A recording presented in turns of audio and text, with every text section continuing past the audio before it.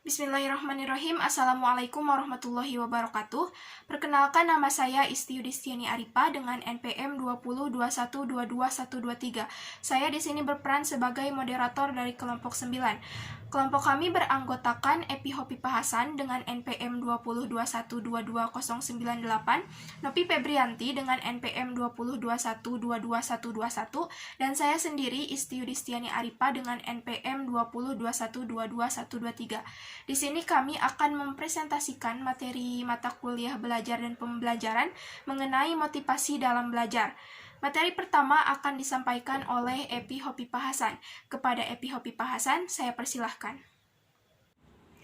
Terima kasih kepada moderator yang telah mempersilahkan saya untuk menyampaikan materi. Baik, perkenalkan, nama saya Epi Hopipa Hasan dengan NPM 2021222098. Di sini saya akan menyampaikan materi tentang pengertian motivasi dan fungsi motivasi dalam pembelajaran. Oke, langsung saja kita mulai. Yang pertama, pengertian motivasi. Ada beberapa pengertian motivasi menurut para ahli. Di sini ada menurut Dimyati dan Mujiono. Mereka mengatakan bahwa motivasi dipandang sebagai dorongan mental yang menggerakkan dan mengarahkan perilaku manusia, termasuk perilaku belajar. Kemudian menurut Ratu Manan, motivasi adalah sebagai dorongan dasar yang menggerakkan seseorang bertingkah laku. Kemudian menurut Hamalik, dia mengatakan bahwa pengertian motivasi merupakan perubahan energi dalam diri atau pribadi seseorang yang ditandai dengan timbulnya perasaan dan reaksi untuk mencapai tujuan. Kemudian menurut Sadirman, pengertian motivasi merupakan perubahan energi dalam diri seseorang yang ditandai dengan munculnya feeling atau perasaan dan didahului dengan tanggapan terhadap adanya tujuan. Jadi dapat disimpulkan bahwa motivasi merupakan suatu perubahan yang terjadi pada diri seseorang yang muncul adanya gejala perasaan, kejiwaan, emosi, sehingga mendorong individu untuk melakukan atau bertindak sesuatu yang disebabkan karena kebutuhan, keinginan, dan tujuan. Di dalam pembelajaran, seorang siswa juga membutuhkan motivasi untuk mencapai tujuan belajar mereka. Jadi apa sih motivasi belajar? Motivasi belajar adalah keseluruhan daya penggerak psikis di dalam diri siswa yang menimbulkan kegiatan belajar, menjamin kelangsungan kegiatan belajar, dan memberikan arah pada kegiatan belajar itu demi mencapai suatu tujuan. Motivasi belajar siswa dibagi menjadi dua jenis, yaitu motivasi belajar intrinsik dan ekstrinsik. Motivasi belajar intrinsik merupakan motivasi yang berasal dari diri siswa sendiri untuk belajar. Motivasi ini bisa dipengaruhi oleh keinginan siswa untuk mencapai suatu tujuan tertentu, misalnya ingin berprestasi, ingin masuk sekolah favorit, atau masuk perguruan tinggi, kemudian ingin membanggakan orang tua, dan sebagainya. Yang kemudian ada motivasi belajar ekstrinsik. Motivasi ini berasal dari luar, misalnya dari lingkungan. Contoh motivasi ini seperti diiming-imingi hadiah, kemudian mengikuti saran atau nasihat dari orang lain, dan sebagainya. Oke, langsung saja materi berikutnya adalah fungsi motivasi dalam pembelajaran. Di dalam pembelajaran, motivasi sangat diperlukan karena dengan adanya motivasi seluruh keinginan dan gairah belajar pada diri siswa akan timbul. Oleh karena itu, siswa diharapkan memiliki motivasi yang kuat dalam belajar, sehingga dapat mendorong kegiatan belajar. Motivasi dalam pembelajaran mempunyai 3 fungsi, seperti menimbulkan kegiatan belajar, menjamin kelangsungan belajar, dan mengarahkan kegiatan belajar. Yang dimaksud dengan menimbulkan kegiatan belajar yaitu motivasi mendorong atau menimbulkan keinginan siswa untuk melakukan kegiatan belajar di sekolah. Kemudian yang dimaksud menjamin kelangsungan belajar yaitu motivasi mendorong atau menimbulkan kemauan siswa untuk mempertahankan kegiatan belajar pada setiap pembelajaran yang diajarkan di sekolah. Dan yang terakhir, mengarahkan kegiatan belajar. Ini maksudnya motivasi mendorong atau menimbulkan kemauan siswa untuk mengarahkan kegiatan belajarnya dalam setiap pembelajaran pembelajaran yang diajarkan demi mencapai suatu tujuan tertentu dalam belajar. Mungkin cukup sekian materi yang dapat saya sampaikan. Bila ada kesalahan, saya mohon maaf. Terima kasih. Saya kembalikan lagi kepada moderator. Terima kasih kepada Epi Hopipa Hasan yang telah menyampaikan materinya. Materi selanjutnya akan disampaikan oleh Nopi Febrianti. Kepada Nopi Febrianti, saya persilahkan. Terima kasih kepada moderator yang telah mempersilahkan saya untuk menyampaikan materi. Sebelumnya, perkenalkan nama saya Novi Febrianti, NPM 2021222121. Di sini saya akan menjelaskan materi mengenai pentingnya motivasi dalam pembelajaran serta faktor-faktor yang mempengaruhi motivasi belajar siswa. Yang pertama, pentingnya motivasi dalam pembelajaran, yaitu motivasi sangat penting artinya dalam kegiatan belajar. Dengan adanya motivasi, maka akan mendorong semangat belajar siswa, dan sebaliknya dengan kurang adanya motivasi, maka akan melemahkan semangat belajar siswa.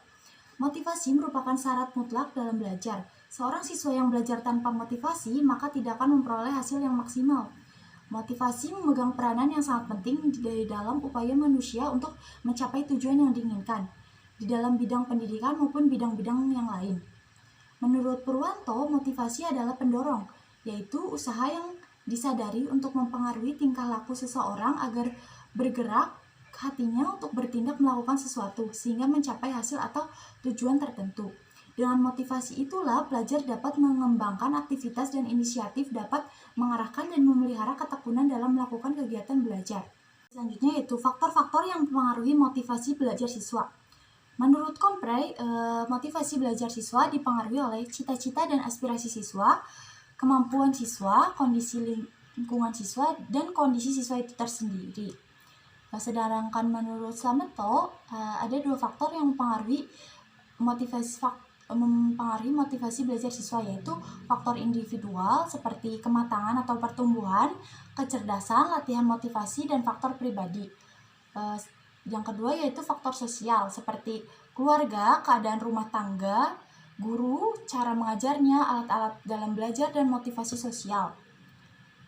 Lalu, Slameto memiliki pendapat lain mengenai faktor yang mempengaruhi motivasi, yaitu faktor internal seperti faktor jasmania, faktor psikologis, dan faktor kelelahan. Yang kedua, ada faktor eksternal seperti faktor keluarga, faktor sekolah, dan faktor masyarakat. Sekian yang dapat saya sampaikan. Terima kasih. Saya kembalikan kepada moderator. Terima kasih kepada Novi Febrianti yang telah menyampaikan materinya. Untuk materi selanjutnya akan disampaikan oleh saya sendiri.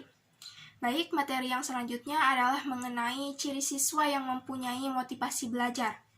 Siswa yang mempunyai motivasi belajar yang tinggi dapat dikenali melalui proses belajar mengajar.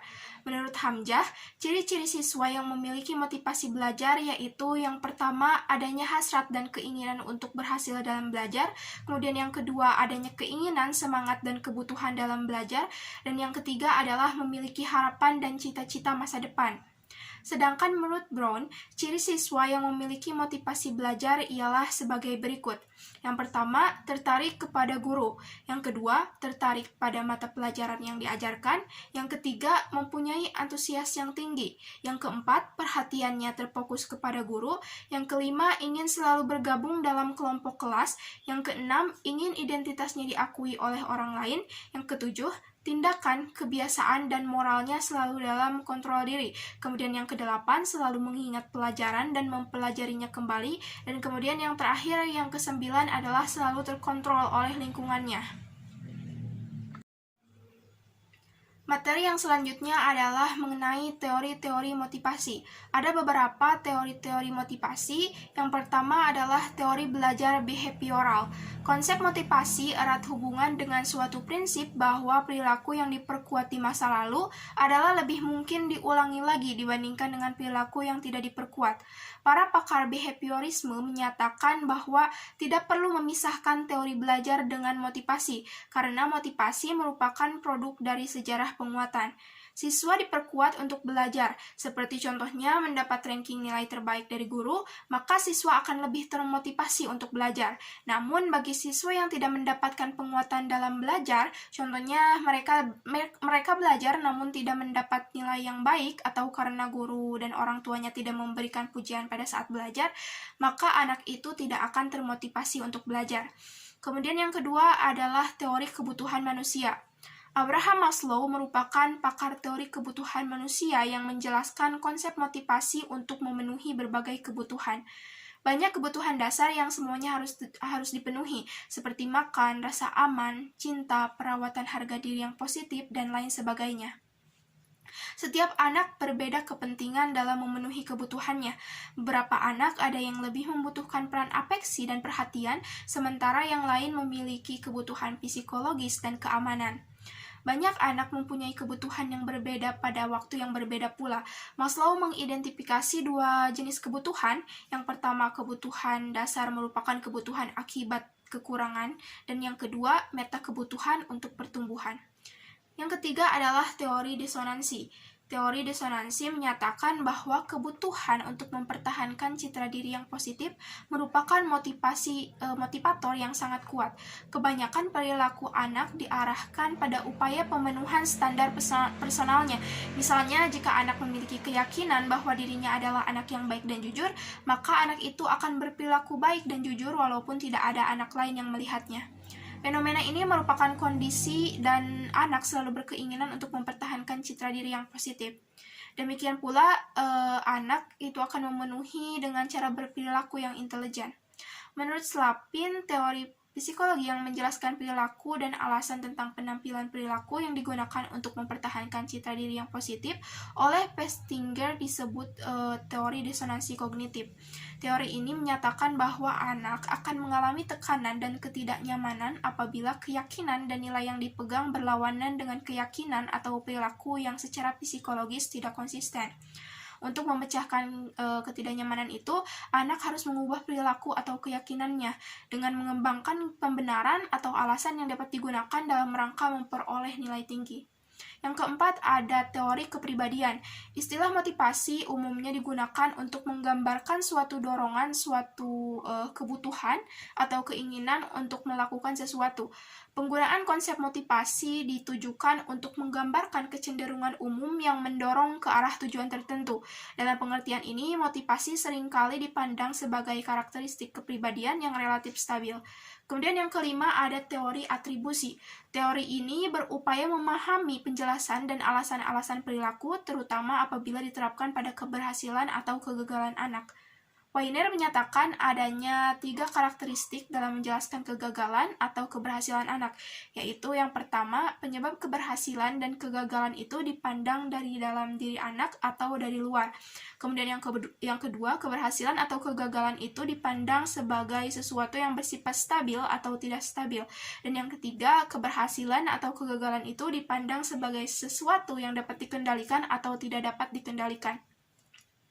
Yang keenam, ada teori harapan. Aspek penting dalam teori harapan adalah bahwa situasi dan kondisi tertentu, probabilitas keberhasilan yang sangat tinggi akan dapat menjadi pengganggu motivasi. Teori harapan ini implikasinya sangat penting bagi pendidikan, seperti tugas-tugas yang diberikan kepada peserta didik hendaknya tidak terlalu mudah atau terlalu sukar. Kemudian yang ketujuh ada teori motivasi berprestasi. Motivasi berprestasi merupakan keinginan untuk memperoleh keberhasilan dan berpartisipasi aktif dalam suatu kegiatan. Keberhasilan yang dicapai dipandang sebagai buah dari usaha dan kemampuan personal yang dicurahkan dalam mengerjakan tugas. Menurut Nichols, pada tahun 1984, mengklarifikasi siswa yang berorientasi pada tujuan belajar dan siswa yang berorientasi pada tujuan kinerja. Siswa yang berorientasi pada motivasi tujuan belajar, umumnya tujuan mereka bersekolah adalah untuk memperoleh kompetensi atas keterampilan yang diajarkan. Kemudian, materi yang terakhir adalah mengenai upaya meningkatkan motivasi belajar dalam kegiatan belajar mengajar. Motivasi peserta didik adalah salah satu tolak ukur untuk penentu keberhasilan. Peserta didik yang tidak mempunyai motivasi belajar tidak akan melakukan aktivitas belajar dengan baik, sehingga tujuan pembelajaran tidak akan tercapai. Apabila tujuan pembelajaran tidak tercapai, hal tersebut mencerminkan kegagalan yang dilakukan oleh pendidik. Untuk itu, pendidik perlu menciptakan strategi yang tepat dalam memotivasi belajar peserta didik. Pupuh Faturrahman dan M. Sobri Suntikno pada tahun 2010 menyatakan ada beberapa strategi untuk menumbuhkan motivasi belajar peserta didik, yaitu yang pertama, menjelaskan tujuan belajar ke peserta didik. Jadi sebelum memulai kegiatan belajar mengajar, terlebih dahulu seorang pendidik menjelaskan tentang tujuan yang akan dicapai dalam pembelajaran kepada peserta didik. Makin jelas tujuan yang akan dicapai peserta didik, maka makin besar pula motivasi dalam melaksanakan kegiatan belajar. Yang kedua adalah memberikan hadiah. Memberikan hadiah kepada peserta didik yang berprestasi dapat memacu semangat peserta didik untuk bisa belajar lebih giat lagi. Selain itu, peserta didik yang belum berprestasi akan termotivasi untuk bisa mengejar peserta didik yang berprestasi. Yang ketiga adalah memberi pujian. Yang keempat, memberikan hukuman. Hukuman diberikan kepada siswa yang berbuat kesalahan saat proses belajar mengajar.